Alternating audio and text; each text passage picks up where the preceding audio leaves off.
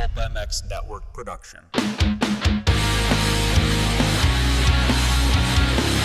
Bringing you a cheeky Brit and an American YouTube racing sensation weekly.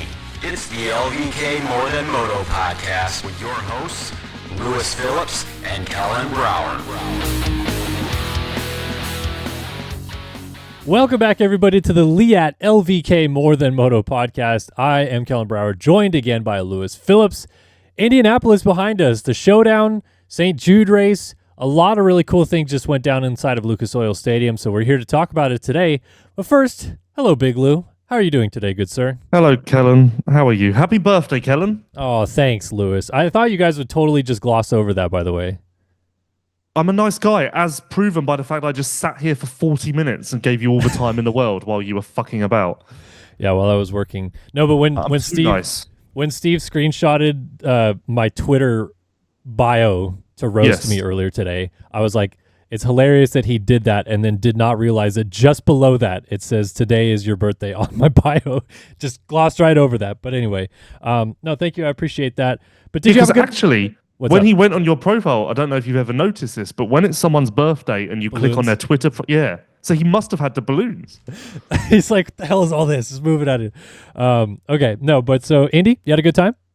Yeah, actually I feel like it was the most sociable. It was probably the worst race of the season. As far as like both main events were kind of runaways. Yep. And I don't feel like we've had that this year, unless I'm forgetting a race. But it was probably the most sociable, so there is that.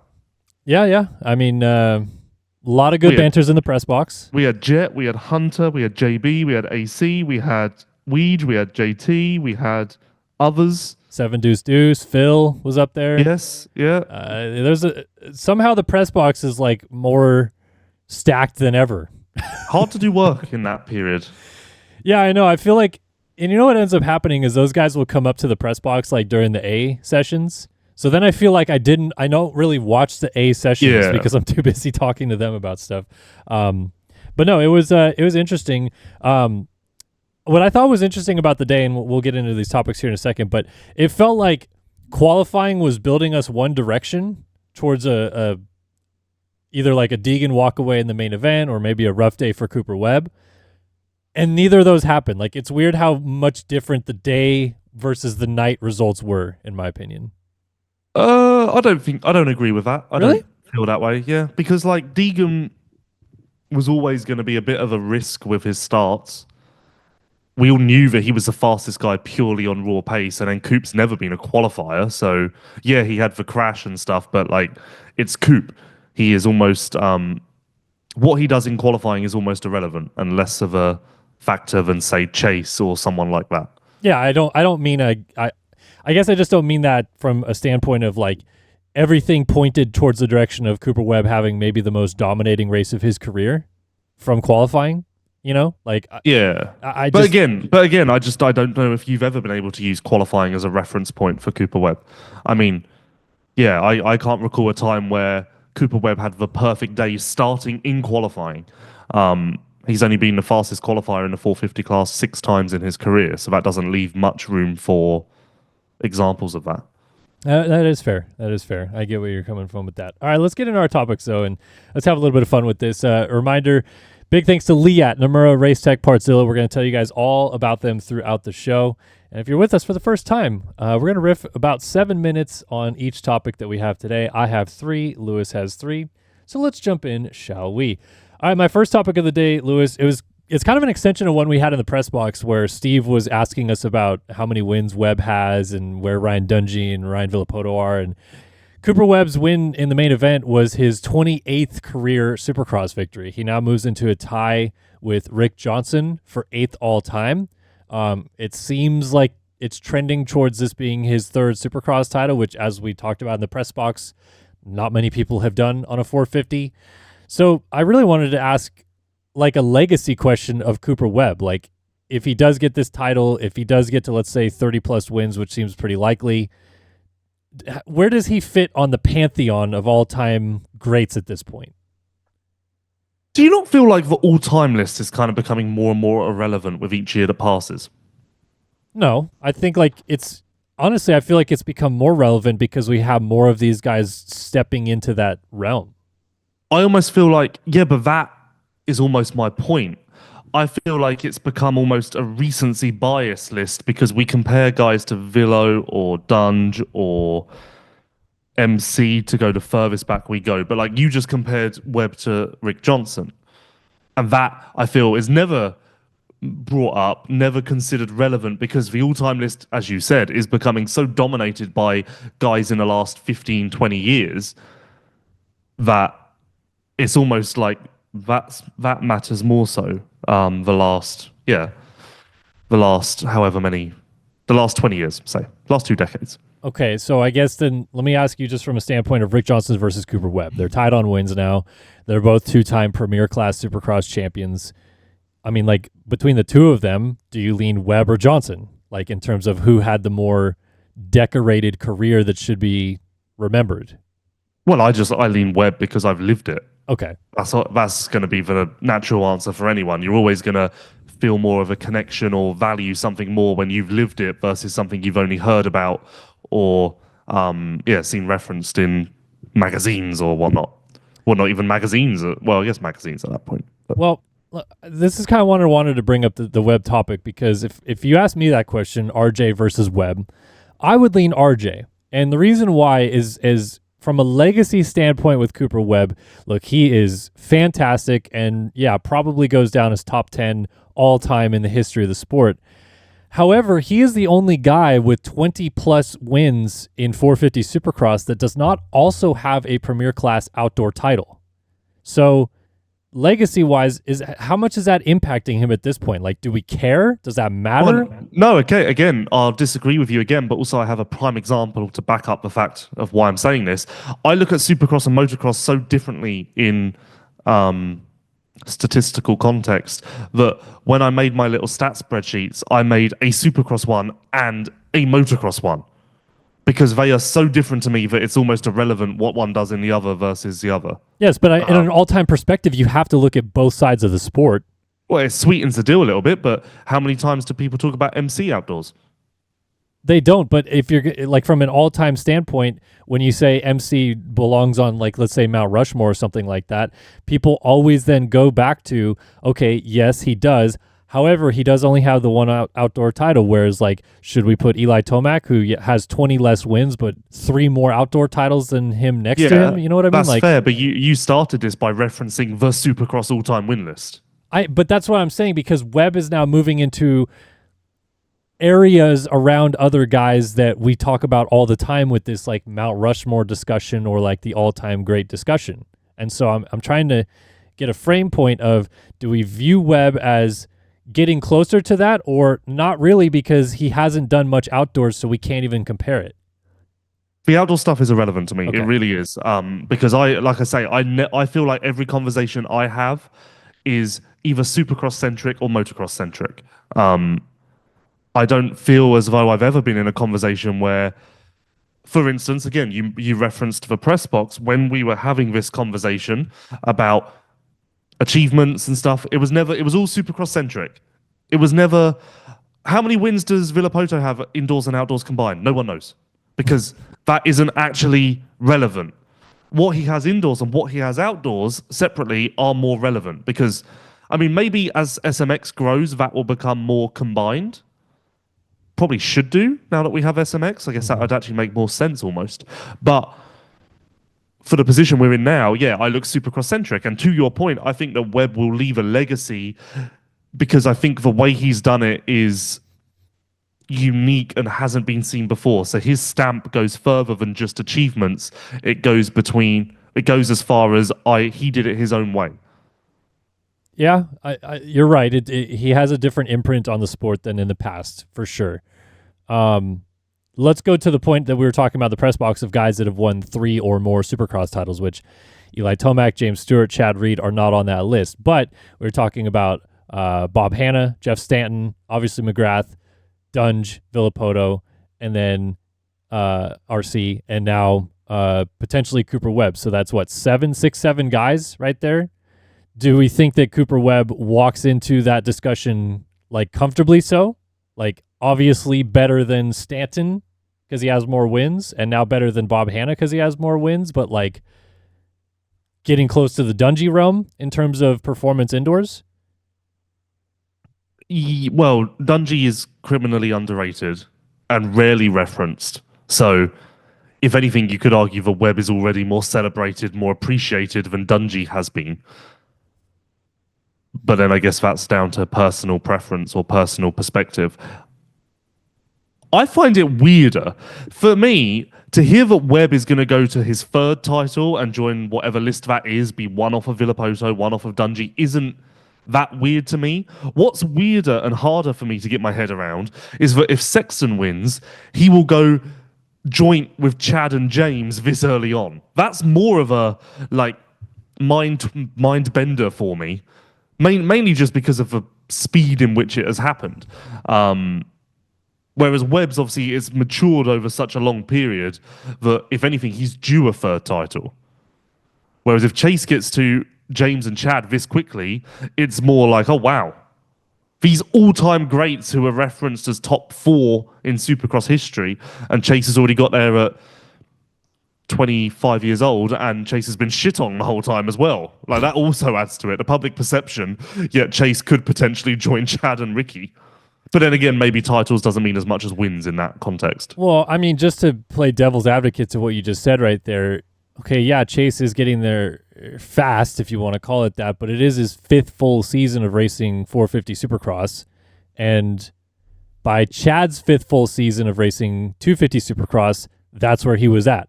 2-time champion. No, Chad's second title was his 6th year. 03, 04, 05, 06, 07, 08. Okay, 6th year, sorry. And then James was his 5th year to win his second title. So yeah, he's kind of on that same trajectory, however, winning less, which those guys would click off like multiple wins in a row, which is something Sexton really is not done much of in Supercross. So that's why I don't even kind of put him in that same discussion still. Well, if he wins his second title, he has to be title club. No, because like at the point at which Chad and James had won their second title, they were, I think, already ahead of where we're talking about in terms of Webb and career wins. So yeah, of course.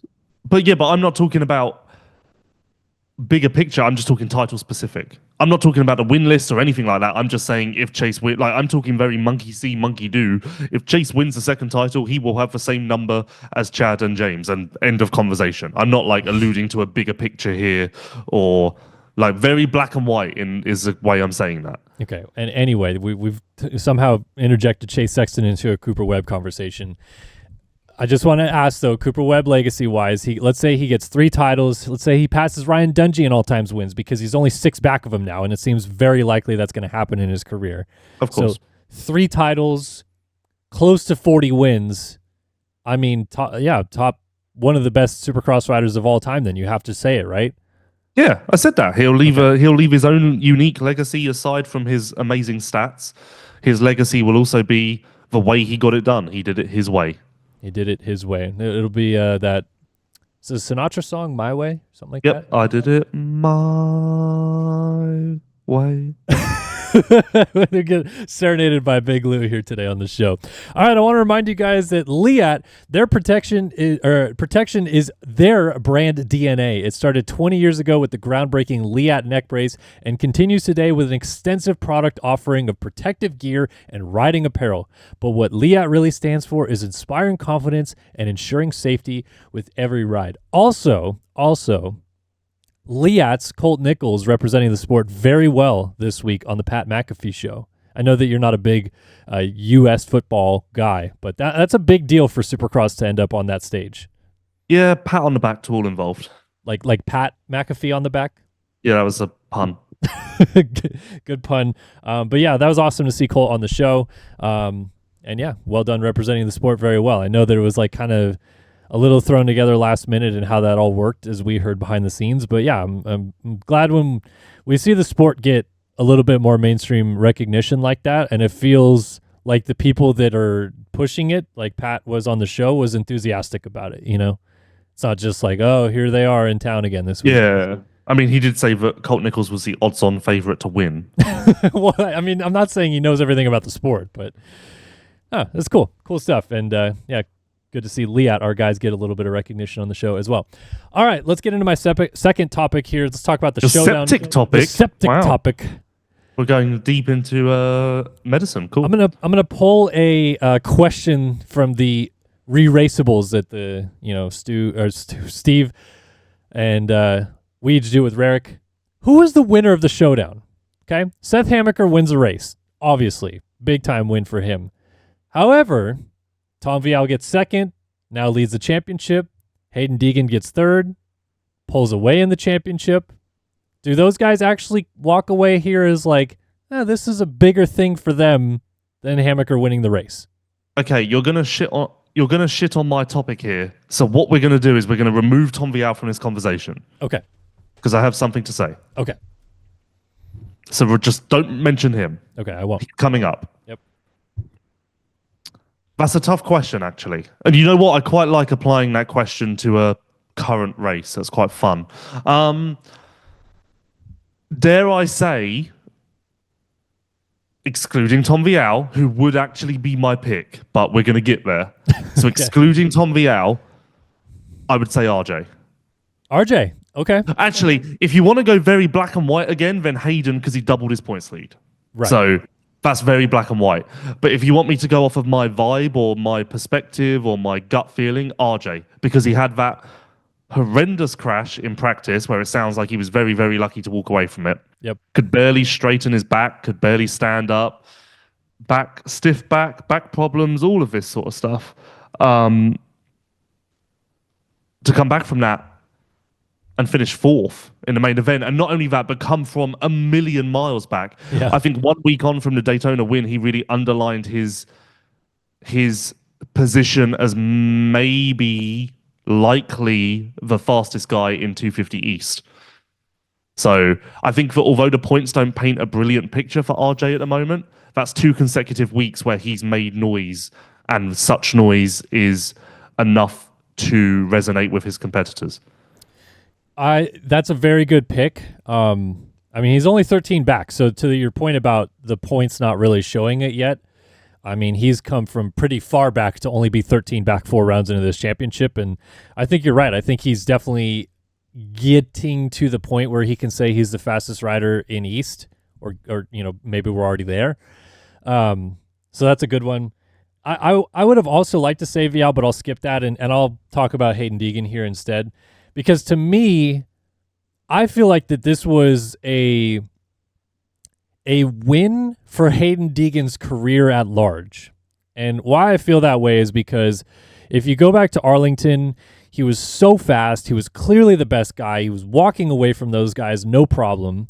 And I genuinely think that when he got into third place in Indianapolis, if he wanted to, he could have wicked it up and ran those guys down. But I think mentally he took a step back, realized he was the top West rider at the time. No one was actually close because Cole had crashed and Juju was hurt with the shoulder.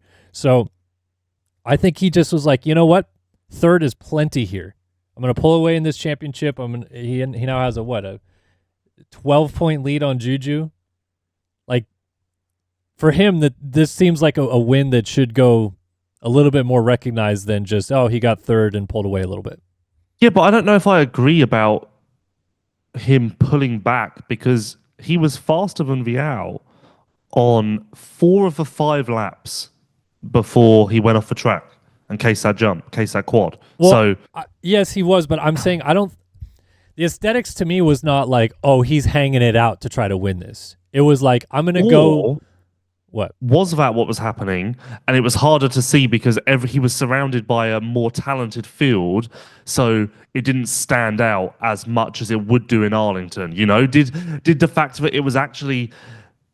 Did the showdown make him seem more normal, which has given you this impression?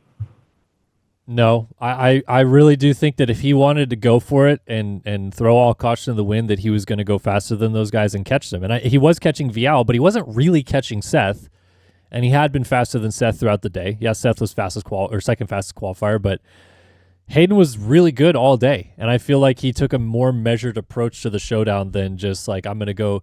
Because if he goes up and passes Vialle and goes up and passes Hammaker and wins this race, like he's got a huge championship lead. So Yes, but also to go back to the perception thing, look at this as if it was just a West race.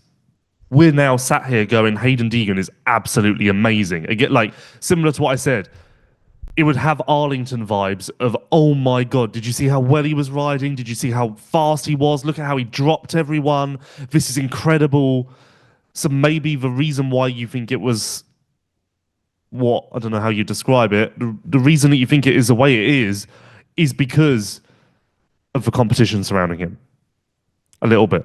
yeah, okay, sure, a little bit. Maybe having the whole field on the track changes that slightly. But I still think that, and I feel like you would agree with me, if we go back to even before this race, like Deegan was kind of clearly the favorite of the two coasts combined based on the momentum, the speed that he was carrying in and all that stuff. And I just feel like he was faster than those guys. And if he really wanted to, he could have went for it, but he chose not to. So yeah, I give him kudos. And also I feel like, good on him that he didn't like freak out when he went into the net and like waited for them to pull the net up and went around and held on a third. Did you see what he said in my interview? Oh, no, I didn't actually yet. Okay, well, just to clarify the point at the beginning about me being a nice guy, I have listened to all of your post-race interviews, Kellen. Great work. Thank you. I took that time out of my day. He said that when he cased the quad, it messed up his gears somehow. So after that, his gears were a bit messed up. I don't know how or what or why, but he said, yeah, so there's that. Oh, well then kudos to hold on to third then, I guess, in that situation, because it could have gotten much worse. So for you, RJ is the real winner. I guess I'll say Deegan's the real winner. But honestly, dude, go ahead. If you want to go really, really, really, really big picture, you could say Cole Davies. Not championship-wise, not anything, but like statement-wise or intent-wise. Like, have you watched the race back yet? No. I have no idea if they showed it or not. Like him falling, being way back. Everyone knows, forward. So they must have done. Okay. But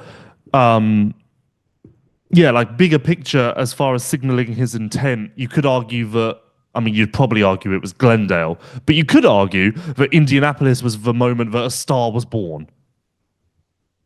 So I don't know if I'd go that far, but it was coming from 17th to 5th in the shootout when you weren't even showdown, when you weren't even supposed to be pro this year is quite a position to be in. No, it really is, and he ran the third fastest lap of the race as well, going through traffic, which is insane. Yeah, a lot of credit to Cole because he rode very, very well. And again, on the maturity side, which I mentioned with Deegan, like I'm very impressed that Cole, when those things happen, somehow it doesn't ever look like he's riding over his head to go that fast and get back into a good position. You know what I mean? Yeah, but I said this on the Vialle MX post-race show earlier. He should have won Glendale. He not should have won Arlington, but certainly had the speed to win Arlington. He could have won Indy. Are we at the point now where we're starting to get a little bit frustrated and almost feeling like the win is overdue? No, I'm not there. Okay. I think just I'm not there, but just a question. I think if he wins, honestly, the fact that he already has 3 Triple Crown race wins this year is proof in the pudding enough that he's doing a fabulous job. And if he gets a win this year, then great. But like the fact that he's been borderline a championship contender this whole time is pretty remarkable for a rookie in this field. So yeah, all the credit in the world to him. And who really won the race? That is my second topic of the day. All right, let me tell you guys about Namura, the leading provider of engine components for motocross, ATV, UTV, and personal watercraft for over 2 decades. Namura has been the preferred choice for premium and dependable engine components for more than 20 years. Whether you're restoring your vintage bike, rebuilding your four-wheeler, or upgrading your new 450 race motor, Namura has you covered. Our extensive line of cast and forged pistons, connecting rods, gasket kits, engine valves, and soon cylinder kits that enhance your engine's performance. Keep an eye out for our new and innovative products in 2025 and beyond. Stay up to date by following us on Instagram at Namura_technologies. All right, my last topic. I don't want to bring this up, Lewis, because he's your buddy. But what's going on with Max? Max Anstie has had a rough couple of weeks. The crash obviously took it out of him a little bit at Daytona. He said that to me on press day. But it didn't look very good at Indy either. Like a lot of mistakes throughout qualifying. riding one wise in the main event was okay. He gets 7th, but now he's lost the championship lead.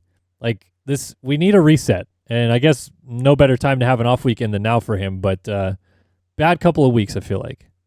Yeah, so a lot of people don't know, but his crash on press day in Daytona was eerily similar to Kitchen's crash in the main event, except Max got away from it.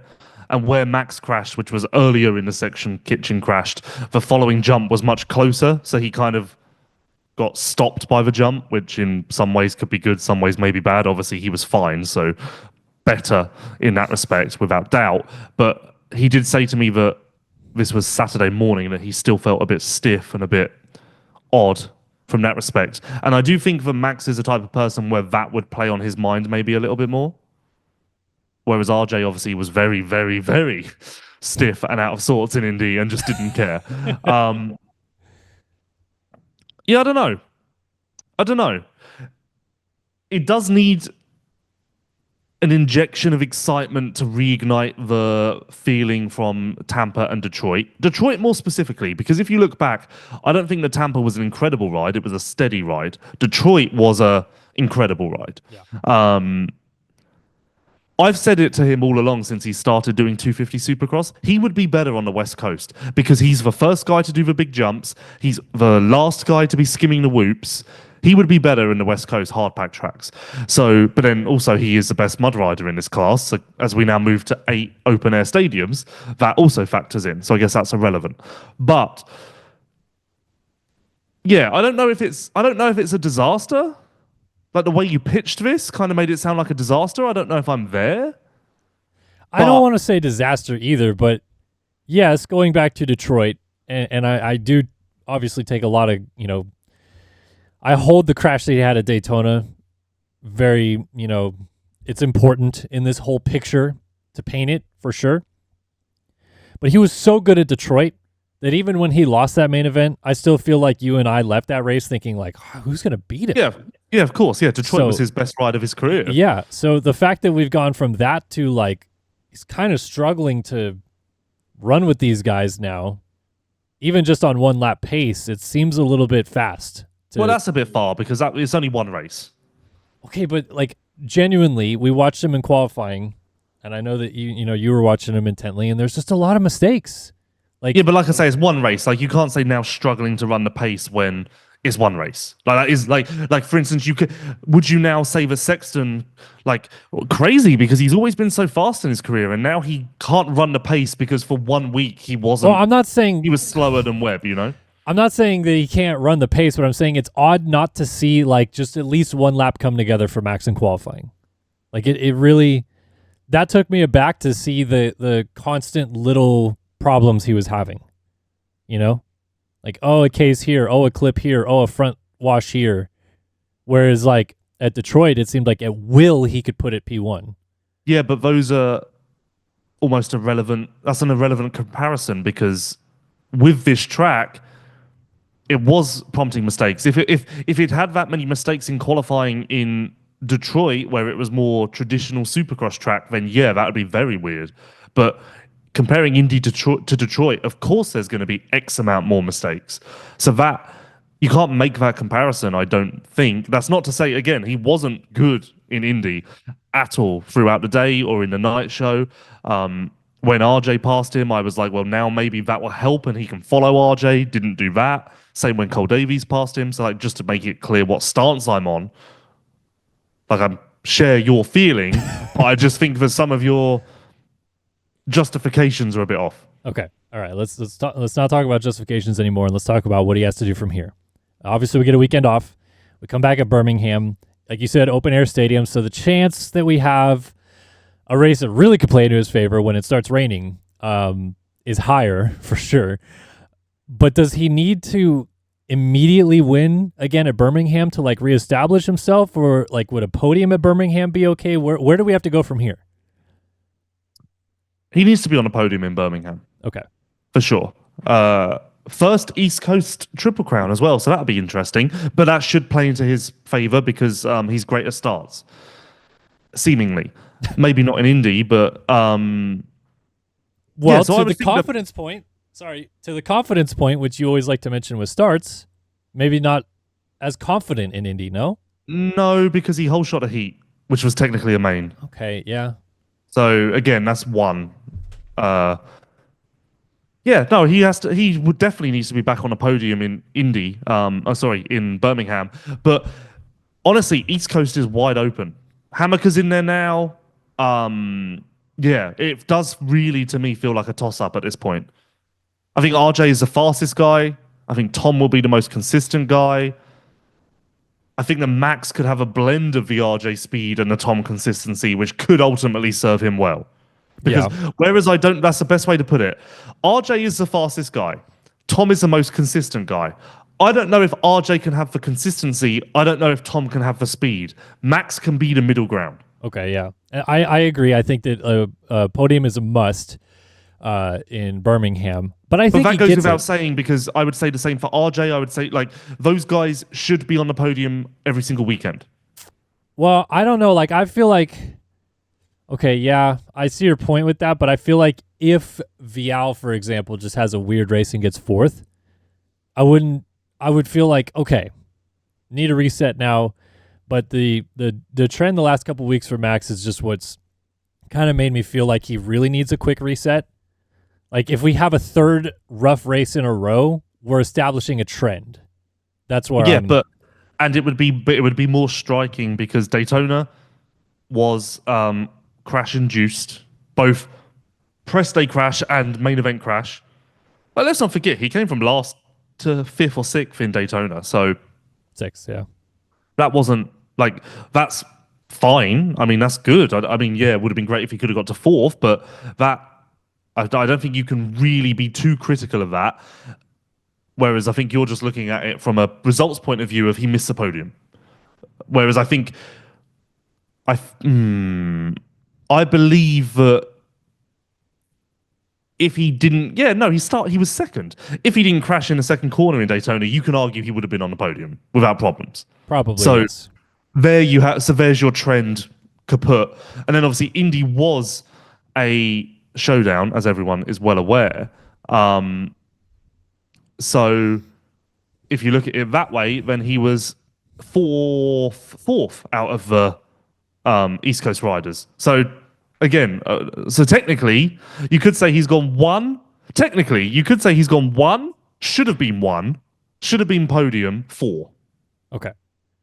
Last thing I'll ask you then, because this is, like you said, you agree with me a little bit that it's I agree with you fully. Trend. Okay, you agree with me fully. Then, is the panic button still in the drawer? Have you started to open the drawer? Are you wanting to rustle around and grab it? Is it on your desk? Less so now, because I think in this conversation I've kind of given myself reason to believe actually it's not that bad. Yeah. Okay. All right. No, I am not at the panic button level, but we need to see a turnaround in Birmingham. This week off needs to be a good positive step for him. And if it isn't, the reason why I feel like this at all is, and you've said it on this show, this has been the trend with him in the past.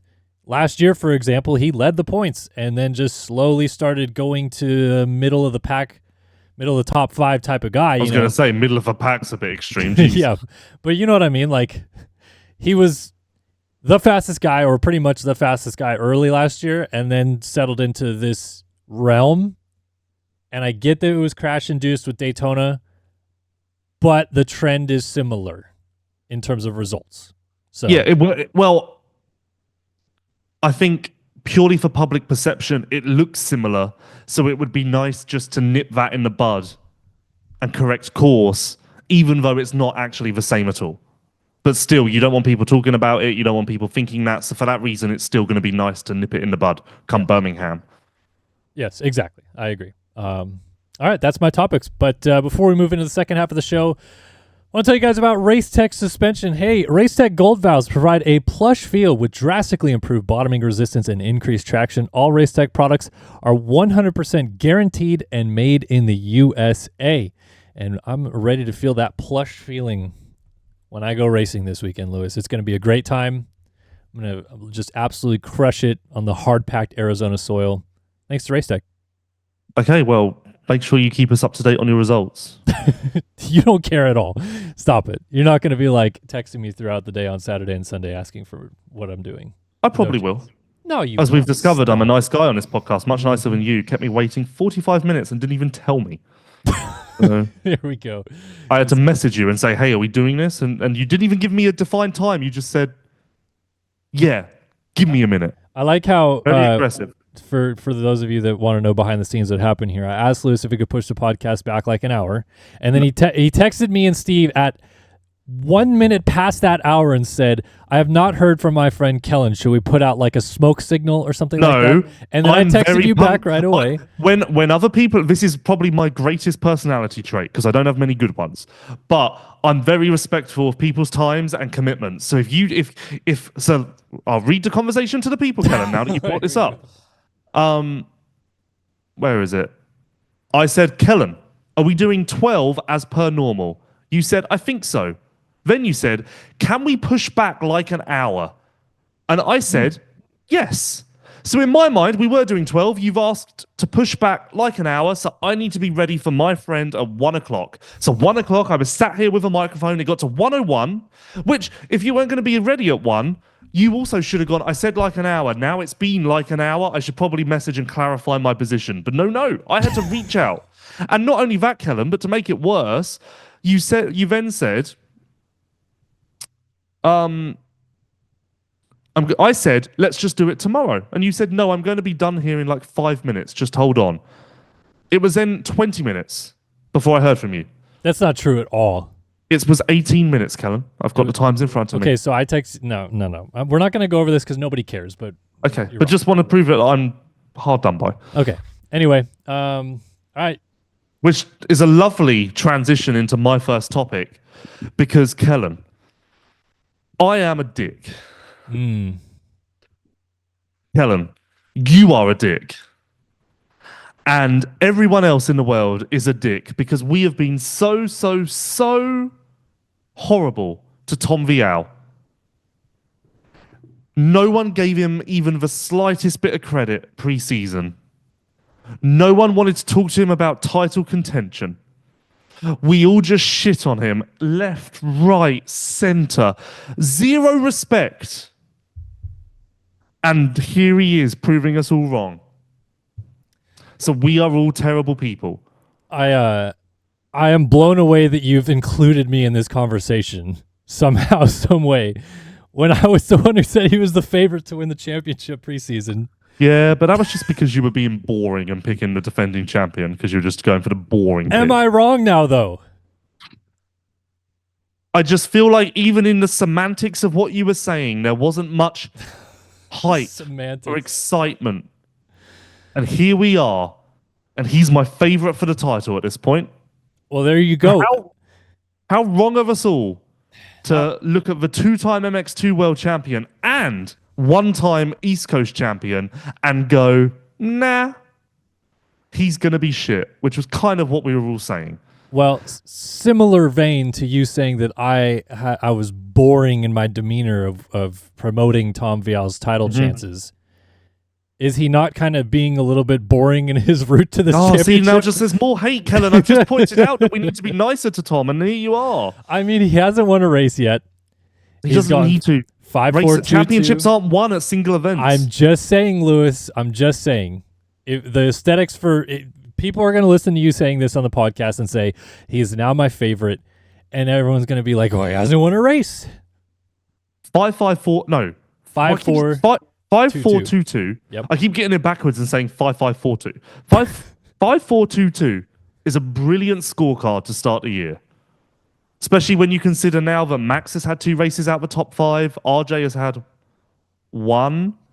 Then also consider the fact that that was in a showdown that he got second. If there was one place, let's be honest, Kellen, you can pump your little socks up all you like. But if I had asked you last week, who is most likely to lose points in the showdown, you probably would have said Vialle, because you probably, as would I, would have thought that he wouldn't have the stuff to contend against all of this speed going on. And there he was in second. And not only that, he was probably the best rider for like 40% of the main event because he was closing on Seth and he looked great. And don't even get me started on his lovely little line in the sand where he once again defied the negativity that I and the rest of the world put on him to show just how good he was. We're all dicks. The fact that you're dragging me into this is insane. I genuinely might go back to last week's show and pull audio to include in this podcast because I'm last week's or pre-season? No, last week's because I'm pretty sure I said last week I think Vialle could win Indianapolis. And you're telling me that I would have said that he wouldn't have been on the podium. That doesn't ring so much a bell. No, because I do remember you being nice about him pre-season. No. Somewhat boringly, but I do not remember last week. I said something along the lines of last week where it wouldn't surprise me if he won this weekend or was up there because he's a very technical rider, and this track is going to be one of the most technical riders of the year. Or technical tracks of the year. We can't even, you seem to be really on top of things, Kellen. You can't even name a track correctly. And I was not incorrect. Not only was I don't remember this. Not only was he very good on this track, he also found sneaky lines that other guys are not taking, like that thing on the wall. Yeah, help chase. Yep. Whole chase about it. Yep. He's like Marv. He really is. He just finds all the good stuff on the track to do that no one else is thinking about. I've never felt so transformed. So like I've literally seen the light, and I've never seen the light so aggressively before in my life. Okay, so we pushed him out of our "Who really won the race" topic because we wanted everything. to talk about this. Because you know what, in Indy, he didn't really win the race; he really won the championship. It sounds like he won your heart too. Honestly, I just feel like a dick. And then he did a great interview after the race, maybe the best Tom Vialle interview I've ever done. So that was great. Just there's a lot. There is a lot. It was his day. Okay, so you believe he's the favorite now to win this championship, but I do want to counteract what you said earlier in the show. You also said that you believe RJ is the fastest rider now, and he's only 13 back. So how do you balance that? Because in that realm, it makes it sound like RJ should win more races than Tom, and he's only 13 back with 6 races to go. So, but you still think Tom's got it? No, got it. Okay, maybe I'm being favorite. I'm saying exaggerating, but I don't think I do believe it's a toss up. To make it clear, I do believe it's a toss up with Vialle firmly in that group. Yes. In my head, RJ could easily have another 10th or something. Vialle won't do that. And then I just want to see Max get back to Max. And that changes it all again once again. If Max comes out in Birmingham and wins or gets second and it looks like Tampa or Detroit, then all of this is kind of moot again. Yeah. Not to derail your Vialle topic like you did with my web topic with your buddy Chase, but... are we going to Chase? No, Seth Hammaker, if he didn't get sick in Detroit, like in some other alternate universe, would be leading the championship right now because I don't think he would be worse than 6th. No, I think he was wasn't he running 4th or 5th right before he started to fade. He's only 12 back. He got 17th in Detroit, only got 5 points because he was really sick that day. So, I mean, you've said RJ, you've said Vialle, you've said Anstie, but you've kind of danced around the Hammaker topic. Yeah, because although he's been great this year, history, I have a lot of evidence to suggest he's never made a full season. So to now sit here and say he's going to make it to the end, and not only that, he's going to be the champion and leapfrog these great riders around him. Former 250 Supercross or reigning 250 Supercross champion RJ Hampshire, Tom Vialle with all he's done, and then Max. That although I want to involve him because I agree he's been brilliant this year, he's been great, superb. Ignore Detroit and it's been amazing. Can't use enough superlatives to build him up. I just feel like I have to lean on the side of fact and evidence, and realistically, is that going to happen? Probably not. Okay, no, it's a fair take. It's a bold pick. It's a bold pick, isn't it? If we're doing favorites now, and you tell me Seth, that's a bold choice. Okay, let's hypothetically say he wins Birmingham too. Are you changing your tone, or are you still like, no, he... No, I have... Similar to Roxon, up and before Indy, talk to me when we're 2 rounds from the end and Seth is still in the picture, then I'll be happy to, engage. Okay. But for now, it's all great, and let's just enjoy the moment while we have it. Fair point. But yeah, I do agree with you. Like Vialle is insane. Like he, as you put it earlier with another guy, he's inevitable. He's just going to be Vialle. Yeah. Sure. Yeah. Sure. Yeah. No, it's Vialle's world. It is Vialle's world. We are just, and he has been the sport. There's a lot of exposés going on in the sport this year. Don't know if you've noticed. Mm-hmm. A lot of revelations happening. Well, the next story to break is why the sport of motocross just shit on Vialle. Okay. That's the next story to come out. All right. The next groundbreak. The truth. The truth. Tom Vialle. Oh, man. Why'd you have to say that? All right. Before we get into our next topic, are you done with this topic? I'll never be done with Tom again, Kellen. All right. Never be done with him again. Before we get into our next topic, I want to tell you guys about Partzilla. Partzilla.com is the premier OEM parts dealer and distributor. They sell OEM parts for Honda, Kawasaki, Polaris, Can-Am, Suzuki, Arctic Cat, Sea-Doo, Ski-Doo, and Yamaha motorcycles, ATVs, PWCs, and snowmobiles. Visit Partzilla.com to see their extensive line of parts and accessories. And we have a winner from our trivia last week. That's what it's called. The question was, how many Premier Class wins, 450 SX wins, does Suzuki now have after Ken Roczen won Daytona? And Big Lou, the answer is... It was 76, wasn't it? 76. Yes. Correct. And the winner, because there was two guys that were one off, but this gentleman answered one off first, JDog0625. So JDog on Instagram will reach out to you and give you your prize package, and we're gonna keep doing giveaways courtesy of Partzilla. So I sent out a tweet today asking for you guys to send questions. We did this show a little bit early off of that tweet, so I'm gonna keep letting the questions roll in, and then when we do a show next week before Birmingham, we will probably pick a question or two, and you guys will be entered in to win a hoodie courtesy of Partzilla as well. So thanks to them for the continued support. And man, Partzilla Blaster PRMX, tough weekend for the crew. They got a lot of TV time, unfortunately. Preston Baseflug crashes and breaks his femur. Jack Chambers goes down in the first corner of the heat race, has a shoulder injury. I think he's going to be okay. And then Yoder gets absolutely demolished by Jet Reynolds, but then still makes it out of the LCQ. So wild. Yeah, and they got a TV interview out of it, so all comes around. I mean, they definitely got their fair share of TV time this weekend, but obviously heal up soon. Preston Baseflug, that was a brutal crash, and wild weekend for PRMX. Yeah, sad. But also, at least Chambers. Well, you said Chambers should be okay. Yeah, I mean, I asked him post-race how he's feeling, and he said the shoulder hurts a little bit, but he didn't say, like, I'm going to miss time or anything, so. Well, even if he was still there post-race, that's good, I think. Yeah. I mean, he quickly got up and rode back to the pits. It wasn't like he was, like, walking off holding his arm and or something like that, so, yeah, I think he's okay. Sorry, go ahead. I feel like Yoda really could have, like, used the showdown to stand out and shine bright. Well, I mean, I'm sure he wanted to, but he got absolutely demolished. Yeah, maybe it did just stop there. I did see though, and I didn't notice this until I saw photos afterwards, but I guess Yoder paid Reynolds back in the main. Oh, really? Yeah, he didn't put him down, I don't think, but there's definitely a photo going around with some serious contact. So, oh, really? Yeah.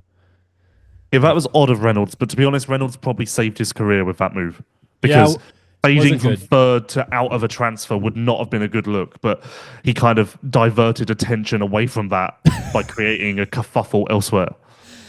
Yes.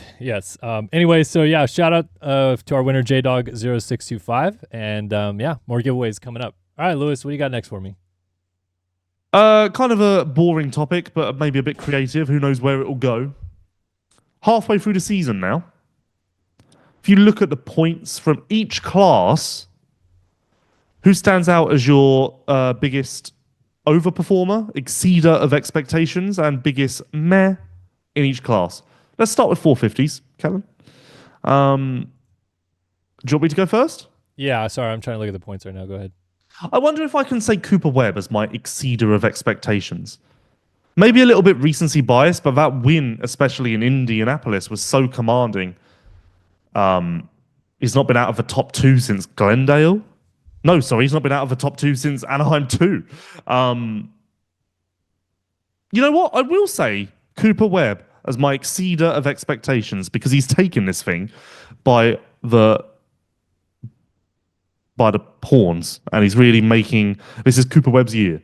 So Cooper Webb wins my overachiever, well not overachiever, exceeder of expectations in 450s, and my meh would have to be Jason Anderson because I was high on him preseason and I was even high on him after A1, after A2, and I really felt he was going to get a win. But right now, I'm wondering if he's even going to get another top 5. And in this field, I mean, you've got to think of, you do have to factor this in. The way he's been performing lately, if you add in Jet, Eli, and Hunter, he's like borderline cusp of the top 15 in some races. So, and obviously there are mistakes, there are crashes. There was a first-turn crash this weekend. I get all that. But in my opinion, Anderson is so much better than what we've seen in the last 4 or 5 weeks. Over to you. Yeah, I mean, I'll just quickly on Anderson. I will say it's been a rough few weeks, but I am not there at all with borderline not making the top 5 again. I think he'll probably get on the podium like in Birmingham or something. Well, I'm not really. Well, I think on the podium's a bit of a stretch at this point. I don't think so, man. He's still been so fast at times. Anyway, let's. Really? Or are you still thinking of A2? No, I'm still thinking of the fact that he ran 3rd forever at Detroit, for example. Yeah, and then just a late crash and got 6th. I don't know. Like, I don't think did he crash? Yeah. Okay. Anyway, my overachiever. What did you call this? This is the exceeder. Overachiever slash exceeder of expectations. Exceeder of expectations 450 class. Justin Cooper for me. Not that I didn't think he had this level in him potentially, but if you want to go back to the start of the season, and especially the fact that he has literally been jumping whoops every single session all year long, if you had told me, yeah, Justin Cooper is going to jump the whoops in California and be 4th in points by halfway, I'd be like, no chance. And here he is. He's 4th in points. He just got a 2nd place. I think that there's a chance he still can win a race, to be honest with you. I agree. He's not terribly far behind Ken Roczen in points now either. Like, there's a chance that closes up somehow. So, yeah, like, he's been very good. And I feel like we had the same discussion on LVK last year, but I feel like we have to again start talking about, well, when all these guys ahead of him start retiring, is Justin Cooper going to be the guy that can battle Jet and Hunter and Deegan and, you know, like and all that Chase. stuff? So, and Chase, yes. But you know what I mean? Like, so I'm very impressed with J. Coop.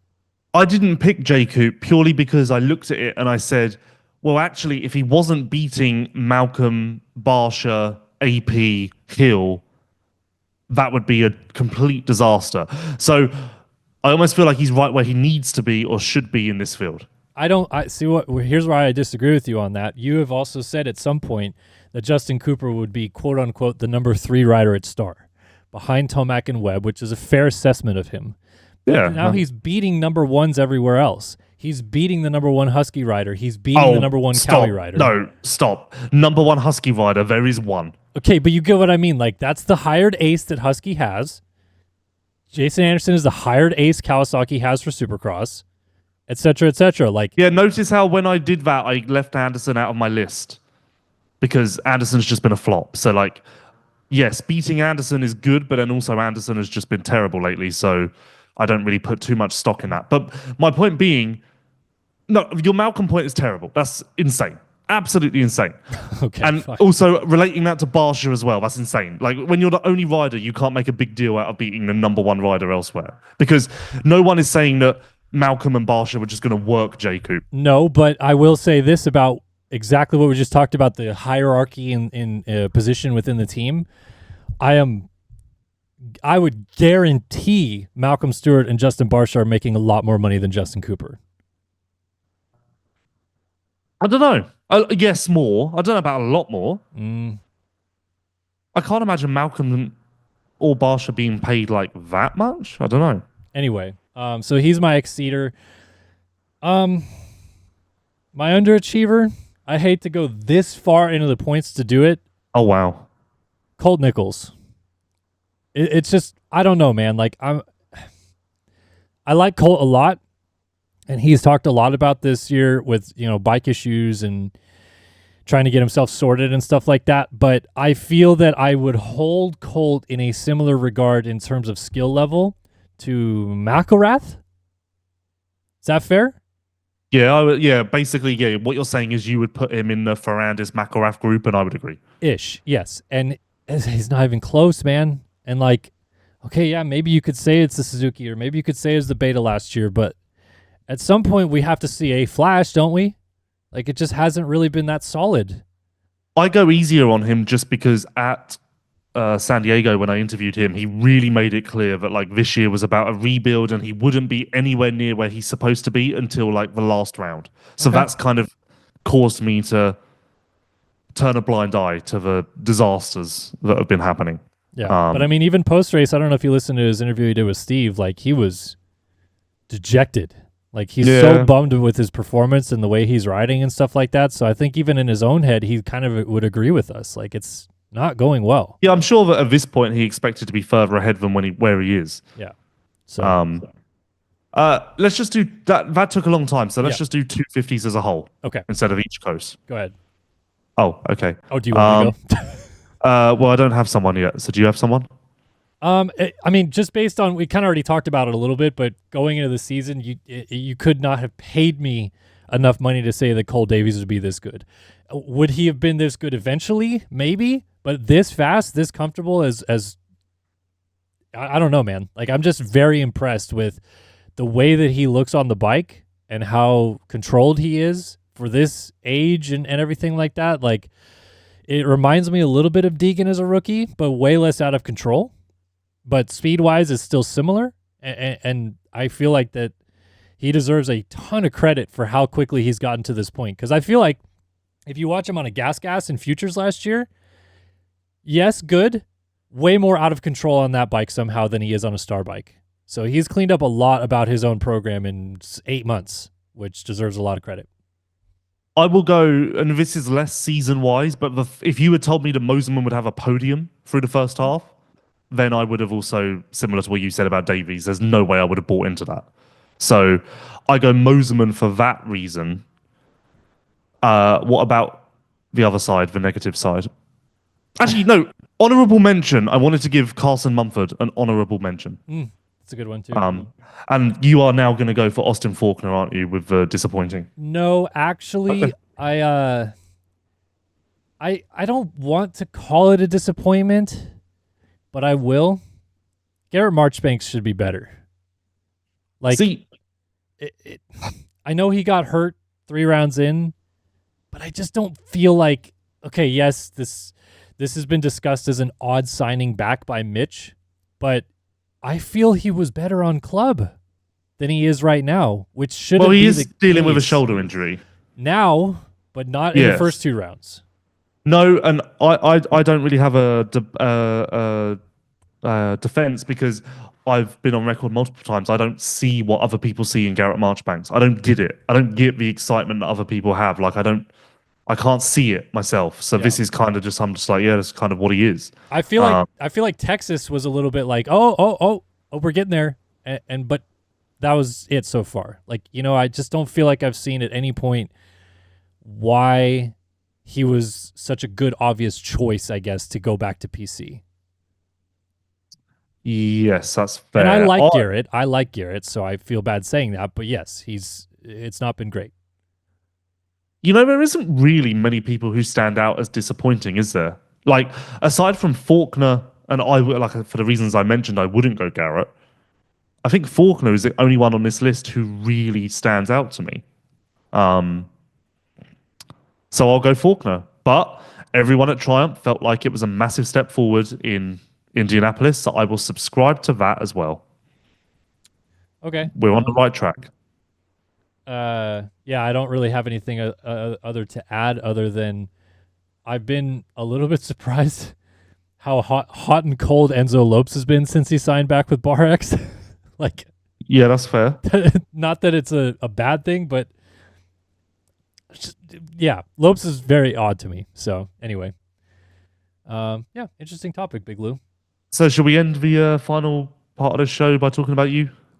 If you want, man, this is your show at this point. So you rode in the Indianapolis Supercross, technically. When you say it like that, you're setting up the bar too high for what is actually reality. But in the process, you hurt a friend. You did other stuff. And I don't know if you'd mark it as a success. Okay, so for what you're talking about, because everyone's just probably listening going, this is the dumbest topic. What are you talking about? I was invited. Oh, we're done with the show. This is some end filler. Okay, I was invited by Milestone, who's creating the Supercross 25 video game, to be a part of a influencer weekend VIP experience at Indy. And I told them, I also need to work Indy, so I can't really hang out with you guys and do all this stuff all weekend. But one of the things that we got to do as part of this was ride on the track on Friday. But it wasn't really the whole track or anything like that. It was just 2 corners. We went under the bridge. We went over a berm. It wasn't really anything special. We rode pit bikes. So again, not that insane of oh man, you rode the track. Oh, did you do the triples? No, none of that. Well, no one was going to ask you if you did the triples, Kellen. I have had people ask me if I hit a triple. Well, you need to get better friends. Okay.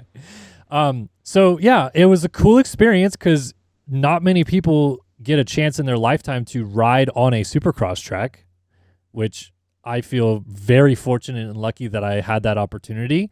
A big thanks to the folks at Alpine Stars for hooking up me with some cool stuff for the weekend and being a part of the video and all that stuff as well. So thanks to them. I know that, as you said, I pissed some people off, but that's how business goes sometimes. Other people get deals done. And I asked for deals and deals did not happen. So what are you going to do about it?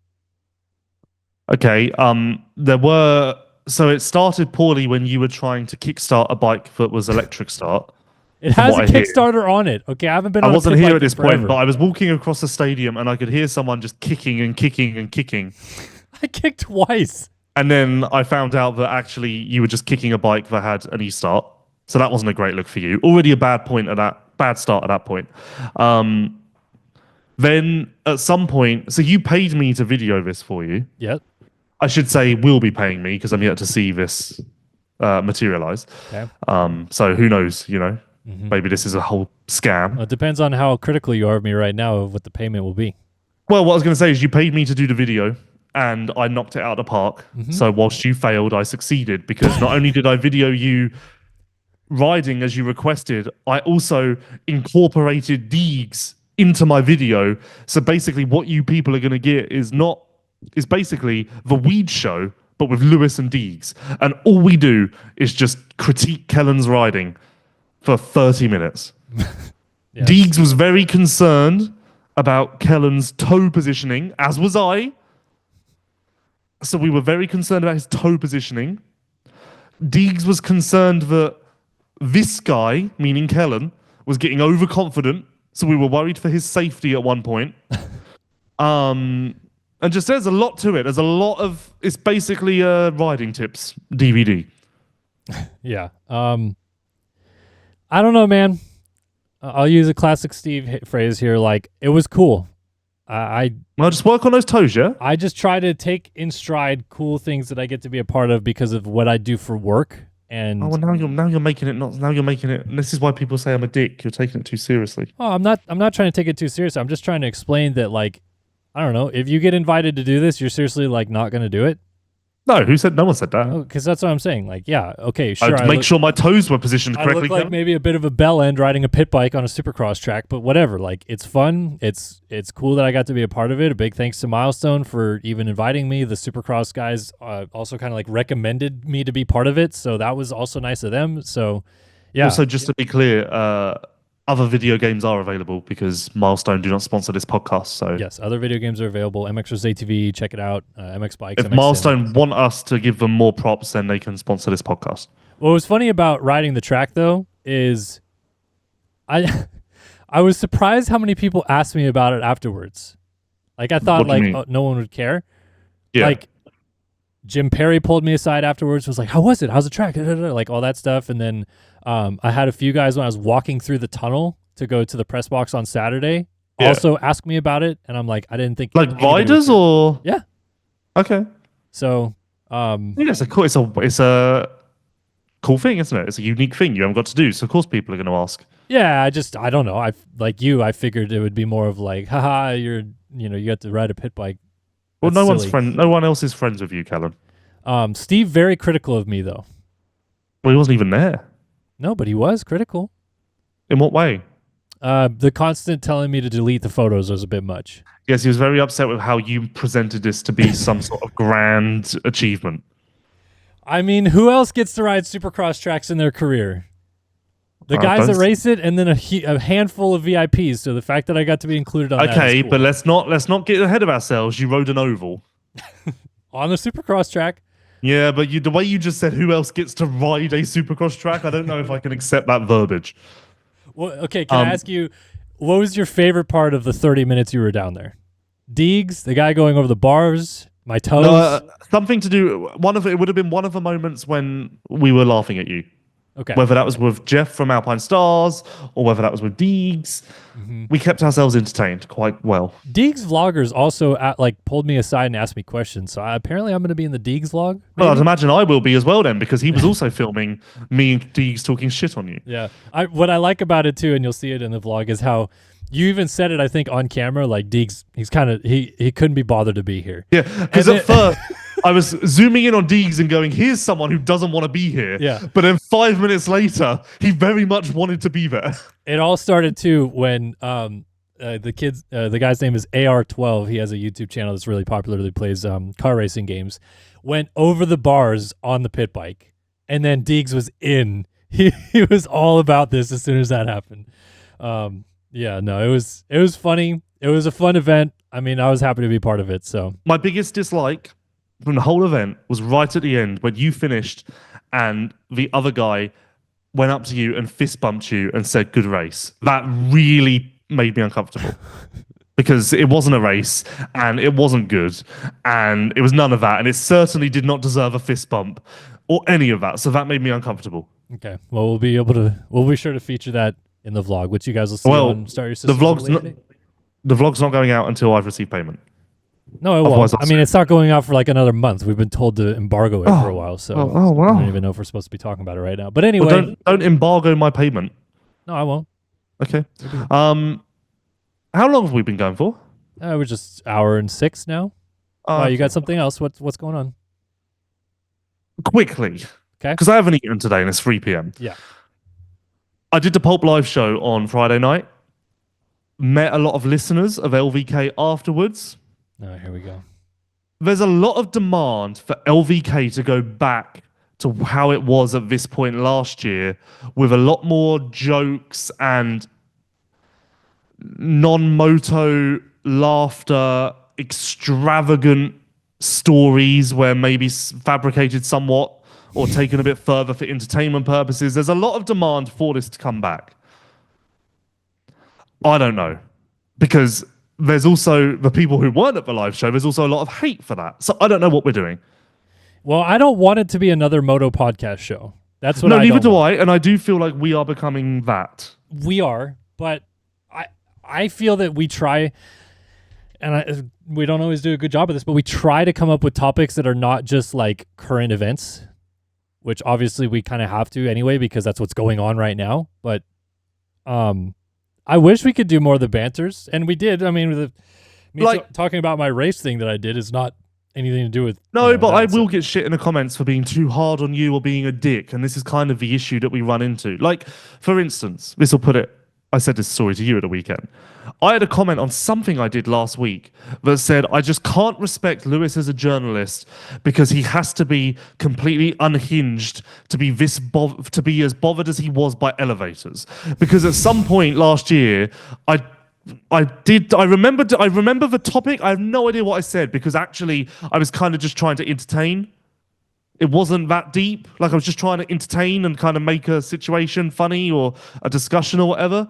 But people were taking it that seriously, where they're remembering it 6 months later and actually commenting about it in a derogatory manner. So like this puts me off, because I started this podcast thinking that we'll just say whatever we want. It will be funny. I'll take the piss out of the old lady who's crossing the street and whatever else, and everyone would laugh along and just take it with a massive pinch of salt. Well, And we'd just like, it would just kind of be like I almost pictured this as like an inside joke podcast where everyone knows not to take it too seriously. Whatever we talk about in the non-moto world, blah, blah, blah. And then like, it's almost like a exclusive club, you say, if you listen to this and you're in the jokes, and it doesn't really go further than that. But it's not really worked. So yeah, no, I don't know. I would like to, because I would like to, like, I don't remember the elevator thing because I didn't care, but I do remember thinking it was quite a funny discussion. Well, I don't know. Can I just say something to finish this topic off? I do look at comments too, like you do.